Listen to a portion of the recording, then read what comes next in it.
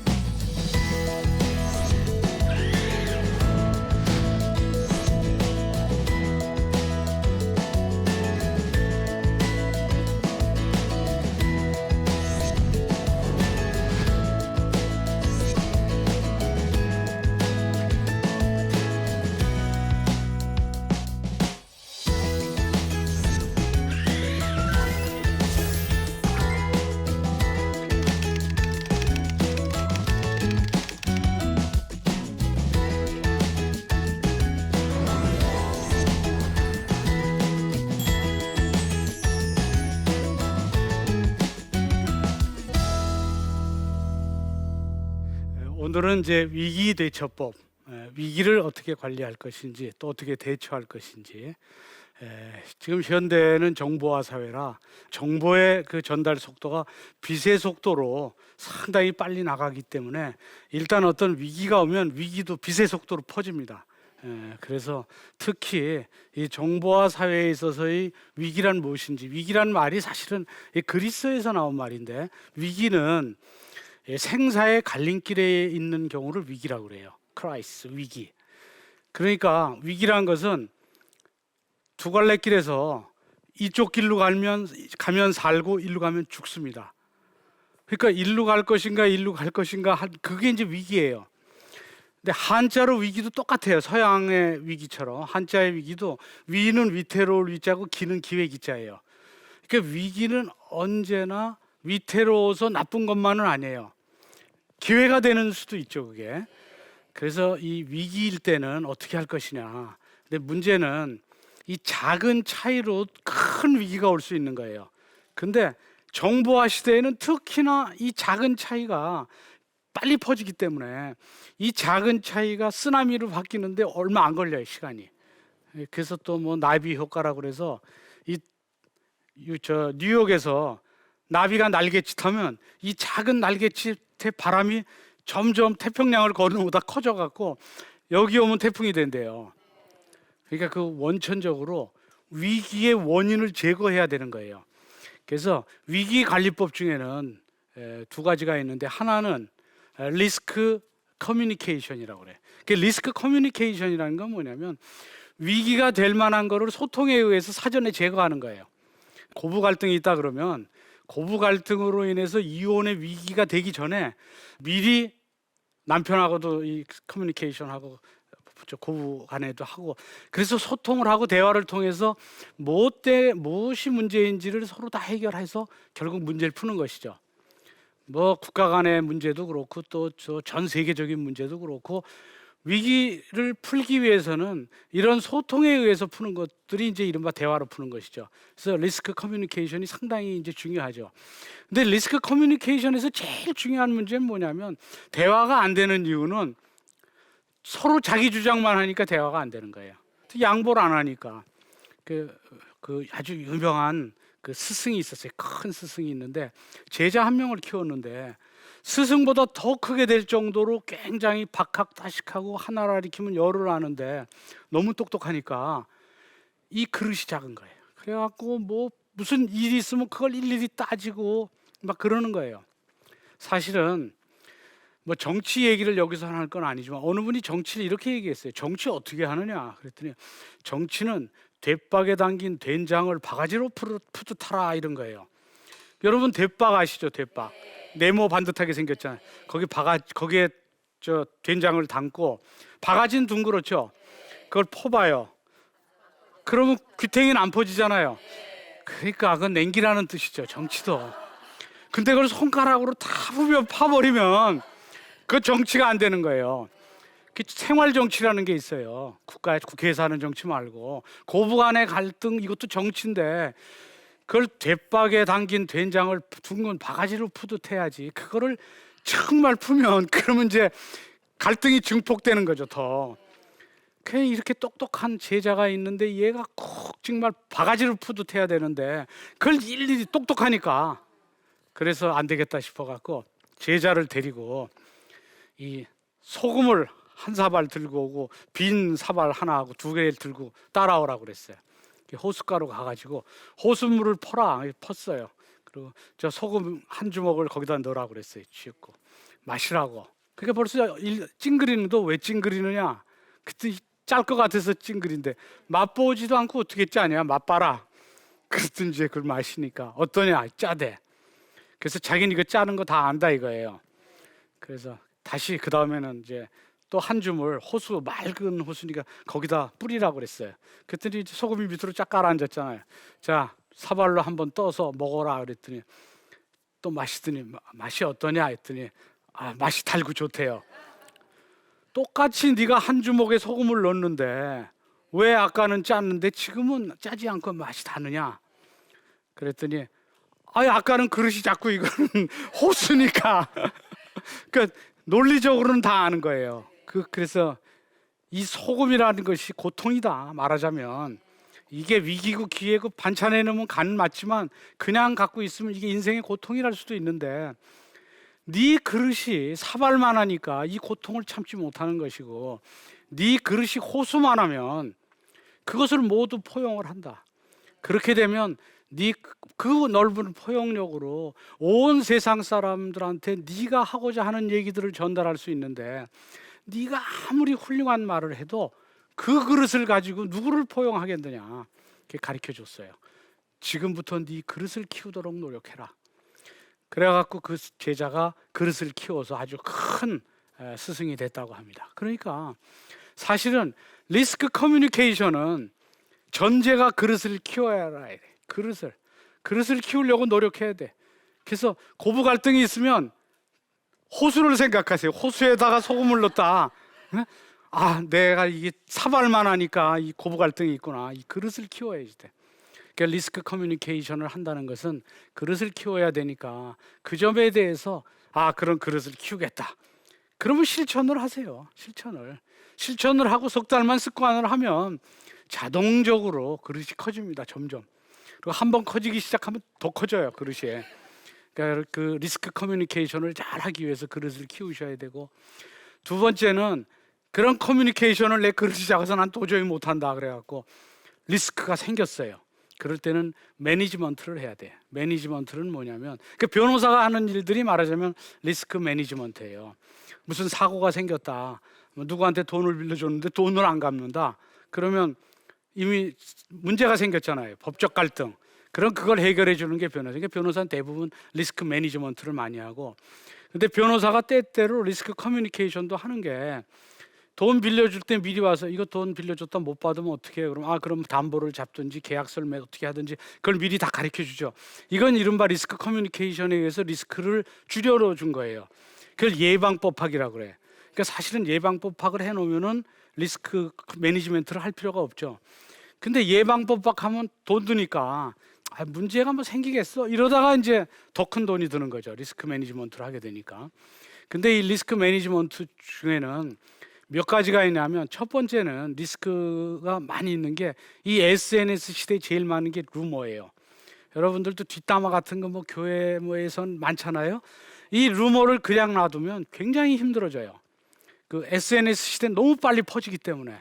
그리고 여기에 있던 루머가 미국까지 퍼지는데 옛날엔 1년 걸렸거든요. 지금은 클릭하면 넘어가요. 그 전 세계로 퍼지는데 하루도 안 걸려요. 그래서 루머, 그 우리나라에 어느 여배우가 있었는데 이 여배우가 무슨 뭐 아프리카 대통령이 왔는데 그 대통령의 흑인 아이를 낳았다는 거예요. 온 세상에 퍼졌어요. 근데 그 배우는 하도 가짜는 얘기니까 그냥 놔뒀어요. 지금도 그게 진짜인 줄 알아요. 그래서 지금은 특히 그 루머 연예인들의 경우에는 연예인은 이제 걸어다니는 중소기업인 그런 소득이 큰 연예인들도 많기 때문에 저 루머를 그냥 놔두면 무슨 CF라든지 이런 게 다 출연 이런 게 다 없어지잖아요. 그렇기 때문에 즉각적으로 대응해요. 그다음에 루머가 잘못 이게 됐을 때 그 일로 충격받아서 자살을 하고 극단적 선택하는 그런 연예인도 생겼기 때문에 지금은 저런 루머를 퍼뜨리는 사람에 대해서 형사고소해서 끝까지 추적해서 처벌해요. 근데 예전에는 그래도 팬 중에 한 사람일 텐데 네티즌을 고소하는 거는 자기 그 이미지에 영향이 있지 않나 그래서 그런 고소 안 했는데 지금은 국민적 공감대가 생겼어요. 반드시 이 고소해서 처벌해. 그래야 루머와 처벌이 같이 언론에 있어야 자기가 할머니가 됐을 때 손자가 봐도 우리 할머니가 이랬네 그래도 그 옆에 보면 거짓말이라 처벌받은 게 있어야 아닌 게 이것만 있어 버리면 그 나중에라도 그래서 지금 리스크 매니지먼트는 그 저런 루머에 대해서 신속하게 대응을 해야 되고 또 하나 이제 두 번째로 있는 것이 이제 범죄를 결혼 이제 범죄라는 것은 뭐냐면 살다 보면 범죄를 저지르게 돼요.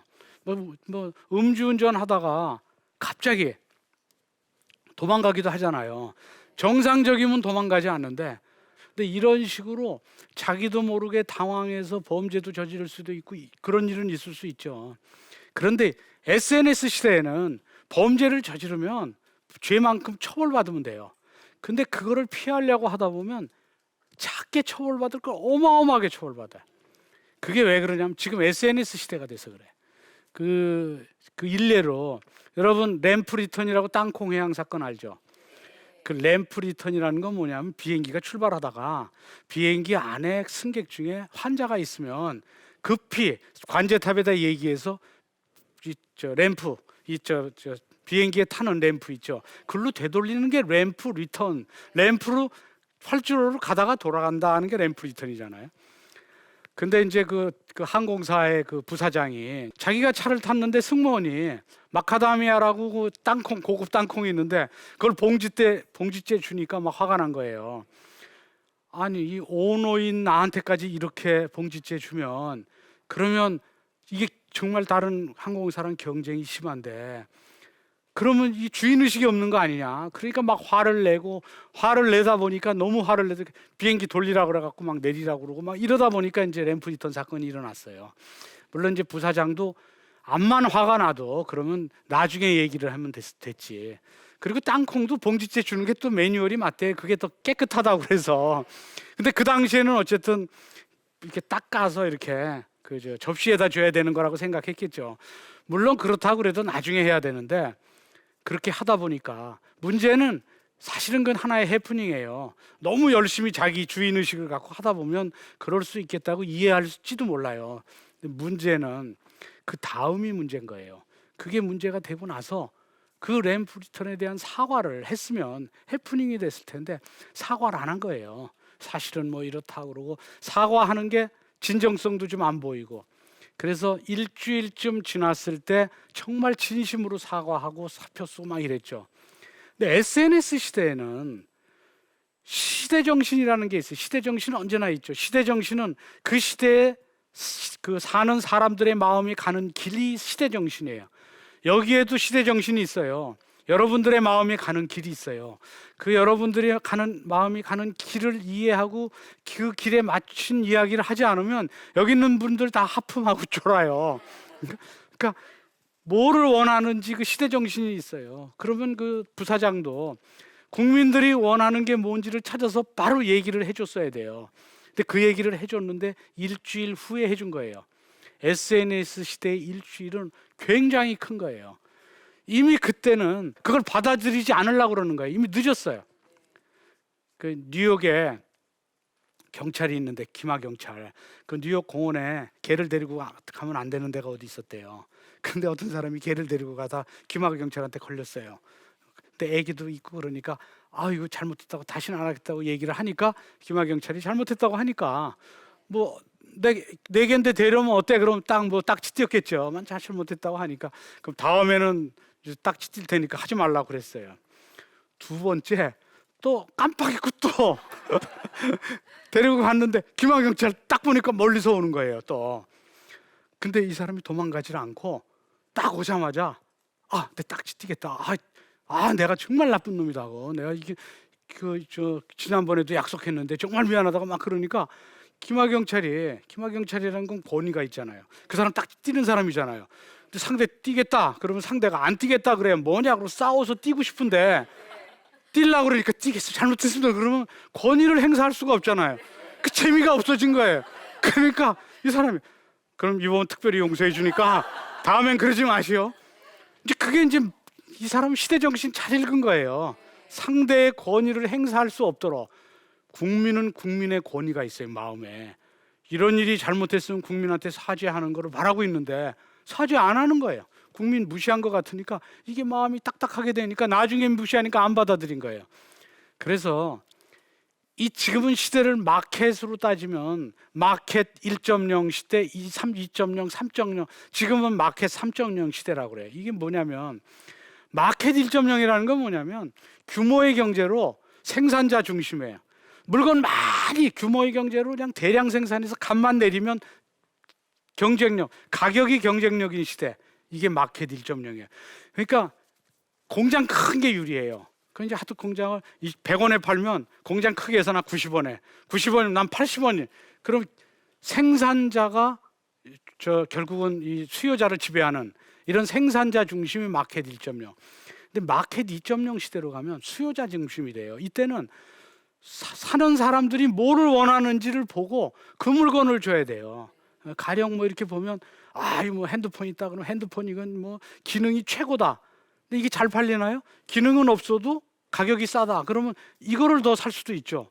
그러니까 소비자가 뭐를 원하는지 또 어느 그걸 딱 이쪽 소비자는 기능은 적어도 싼 거, 이쪽 소비자는 비싸도 기능 좋은 거, 또 기능 중엔 또 어떤 게 좋은 거 이걸 일일이 수요자 중심에 맞춰서 맞춤 생산을 해야 그래야 수요자 중심이 마켓 2.0인데 마켓 3.0 지금 SNS 시대는 뭐냐면 이건 밀당의 시대, 밀당의 시대. 밀당의 시대라는 게 뭐냐면 밀고 당기는 시대라는 거예요. 생산자와 소비자가 밀고 당기는 게 뭐냐면 소비자의 마음을 알고 만들려고 그러면 소비자 마음이 변해 있어요. 그리고 또 하려고 그러면 또 소비자 마음이 변해 있다고. 그래서 지금은 생산자의 결정이 리얼타임이어야 돼. 즉시성. 그러니까 소비자 마음이 이렇게 돼 있다. 그럼 이걸 만들어야지. 그러면 우리 뭐 어떻게 해야지 뭐 여기서 회의하고 이거 늦어요. 즉각적으로 바로 만들어서 소량 생산을 만들어서 쫙 팔다가 계속 빅데이터에 의해서 마음 바뀌면 생산이 계속 따라가야지 돼요. 그러니까 이 땅콩 회한 사건도 리얼타임을 놓친 거예요. 즉시성으로 딱 보고 지금은 이렇게 됐어. 근데 사실은 나는 실제적으로는 이러이러한 일 때문에 이런 건데 이걸 가지고 내가 설득해야지. 설득을 안 받아들인다고 해요. 갑질이라고만 보니까. 이걸 설득을 안 하니까 지금 실제적으로 잘못했다는 모습을 시대정신이 다 보고 싶어 하는데 즉시성이 안 되니까 이미 자꾸 마음이 굳어질 때까지 자꾸 자기의 주장을 얘기하니까 이미 굳어질 대로 굳어지니까 이 해프닝이 쓰나미가 돼갖고 주가대로 떨어졌지 본인은 또 뭐 구속됐지 실형받아 엉망진창이 됐잖아요. 그러니까 결국 지금은 마켓 3.0 시대에는 시대 정신을 즉시 읽어서 즉시 그 점에 대해서 대응을 해줘야 돼요. 그래서 범죄자 같은 이 범죄가 생겼을 때는 즉각적으로 대응을 해서 해결을 해줘야 돼. 뭐 잘못했으면 즉각적으로. 그리고 처벌은 그만큼만 받으면 돼. 그렇지 않으면 해프닝이 쓰나미가 된다니 그냥 엄청나게 크게 올 수가 있어요. 그 다음에 이제 리스크 매니지먼트에 하는 범죄에는 그런 즉시적으로 하는 것뿐만이 아니라 이 마켓 3.0 시대에는 또 하나 저가 한 게 실제적으로 리스크가 죄 없는데 죄에 누명 쓴 경우가 있어요. 누명. 그건 정말 억울하잖아요. 그 리스크도 매니지먼트를 해줘야죠. 근데 제가 이제 한 거 사건 중에 주병진 씨 사건이 있어요. 근데 주병진 씨가 1심에서 유죄 판결을 받고 정말 나쁜 사람이라고 온 세상이 다 알고 있는데 항소심에 저를 찾아왔어요. 이걸 자기는 억울하다고 풀어달라고. 그래서 그 사건을 보고 기록을 보니까 어떤 판사가 판결을 내려도 유죄를 내릴 수밖에 없을 만큼 증거가 정교하게 공범들에 의해서 만들어져 있어요. 그리고 그 공범들은 연극가 출신들이라 또 연기, 그리고 그 중에 한 명은 정말 영화 배우보다 더 이쁘게 생겼어요. 공범 중에 한 명은. 저렇게 이쁜 애가 거짓말 한다고, 거짓말이라는 걸 제가 입증을 해야 되는데 이게 과연 재판부가 저거를 그런 생각이 들 정도로 정말 힘든 사건이었는데 지금은 돌아가신 김자옥 씨가 이제 이 근처 살 때 여기에 박미선 씨, 이성미 씨, 김자옥 씨, 주병진 씨 셋이서 그 김자옥 씨 집에 모여서 기도를 했대요. 이거 풀어달라고. 김자옥 씨는 기도를 잘해. 김자옥 씨 기도하면 막 주변에서 울고 그래요. 근데 야, 집에서 기도하지 말고 우리 교회 가서 기도하자. 그래서 네 분이 교회로 갔대요.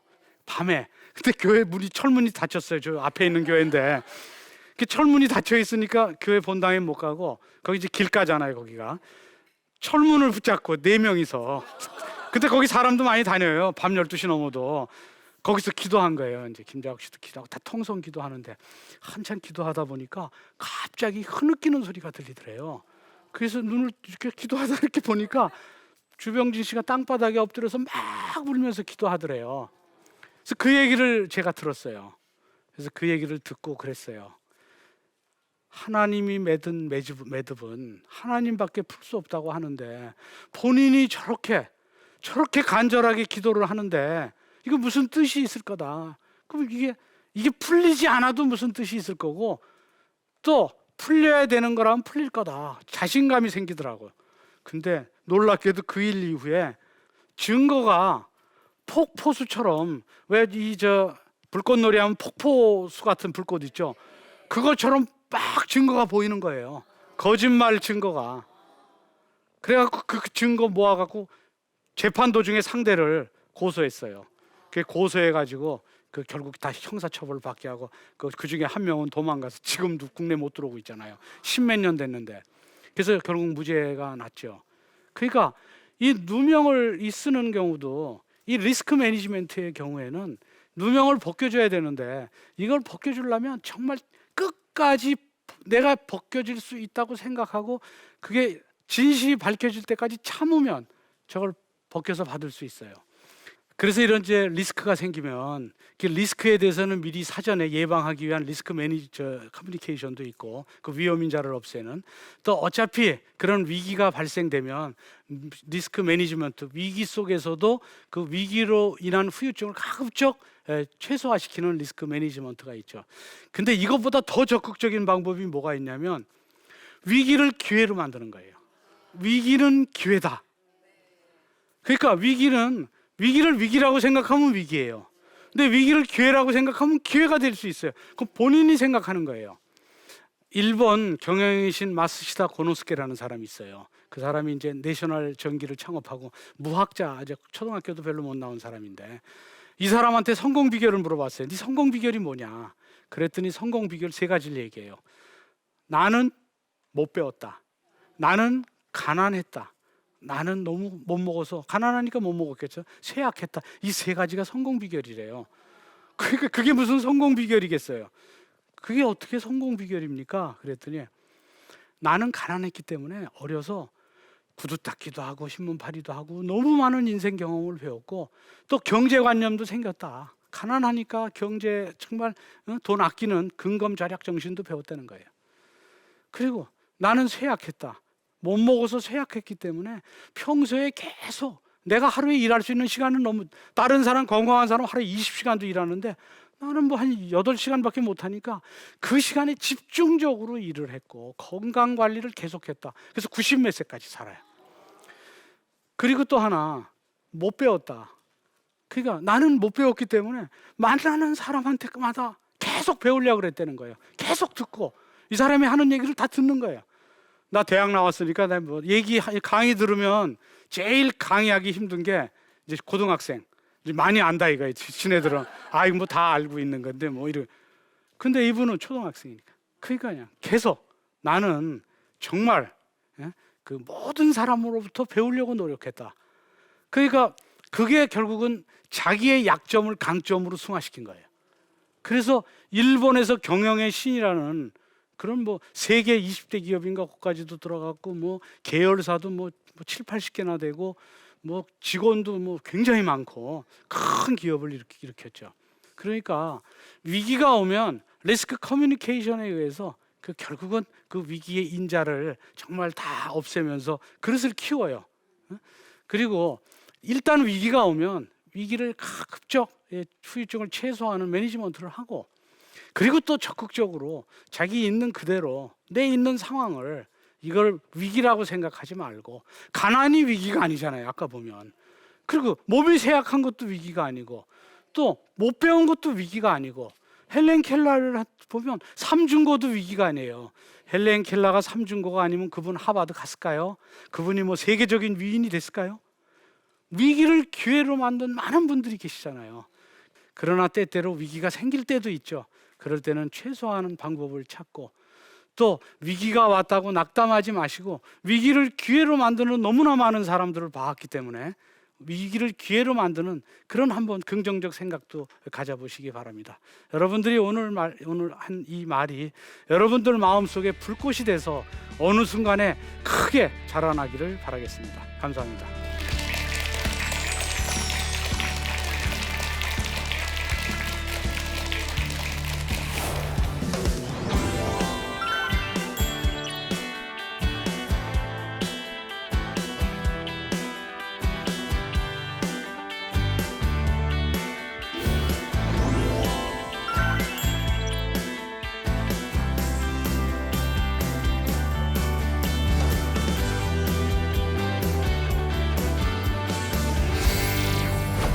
안녕하세요. 위두망 한부모 가정지원센터 대표 이여춘입니다.